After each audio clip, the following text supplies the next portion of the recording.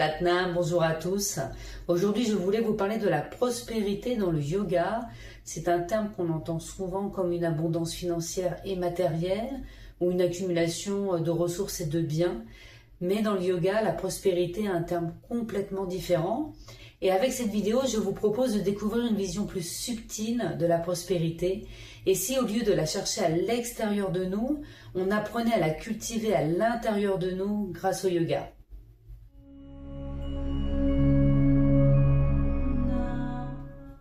Dans le yoga, la prospérité ne se limite pas à l'argent ou la réussite extérieure. Elle ne réside pas dans l'accumulation, mais dans notre capacité à accueillir le mouvement naturel de la vie.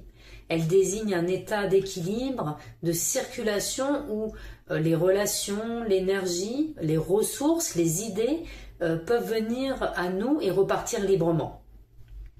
Être dans la prospérité, c'est être lié à la vie, être confiant dans le mouvement naturel des choses, sans peur du manque et sans attachement. C'est être en capacité d'observer les va-et-vient des événements, des relations, en savourant ce qui est là sans s'y attacher, et aussi en traversant les épreuves sans s'identifier à la souffrance.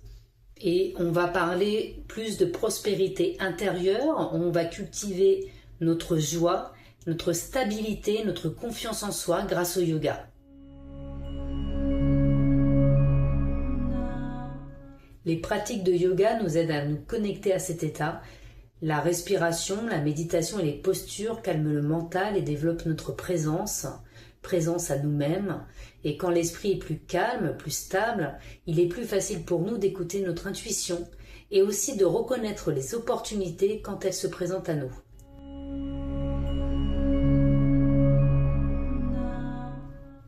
Les postures de yoga nous aident concrètement à cultiver cet état, non pas en cherchant à obtenir quelque chose, mais en aidant à libérer l'énergie qui est bloquée dans le corps. Certaines postures favorisent la prospérité car elles ouvrent le corps et soutiennent une attitude d'accueil, ouvrir la poitrine, ouvrir le bassin ou la colonne vertébrale. Ces postures vont aussi stimuler l'énergie vitale qu'on appelle prana et puis apaiser notre système nerveux pour nous permettre de sortir de la peur du manque et aussi libérer les tensions corporelles.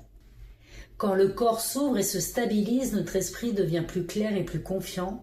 Cette stabilité intérieure crée un terrain favorable à notre créativité, notre intuition, mais aussi notre capacité à recevoir.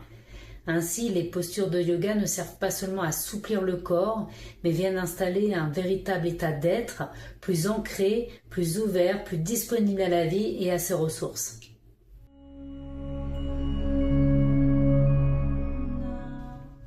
Par exemple, en Kundalini Yoga, on utilise beaucoup les mantras. On va réciter, chanter, répéter des mots sacrés, des sons sacrés qui ont cette capacité de réorienter notre attention et notre intention. Ils vont soutenir une attitude intérieure d'ouverture, de gratitude, de confiance qui favorise naturellement un sentiment de prospérité et d'abondance. En pratiquant régulièrement, on cultive un état d'être plus ouvert, aligné, créatif, à partir duquel la prospérité va pouvoir se manifester dans toutes les dimensions de notre vie. C'est un état d'ouverture, de circulation et d'équilibre intérieur.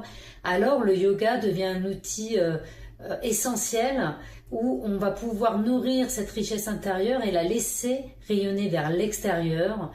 Pour conclure, on peut dire que la prospérité est déjà là et que la pratique, c'est le moment où l'on décide de l'incarner. Satnam.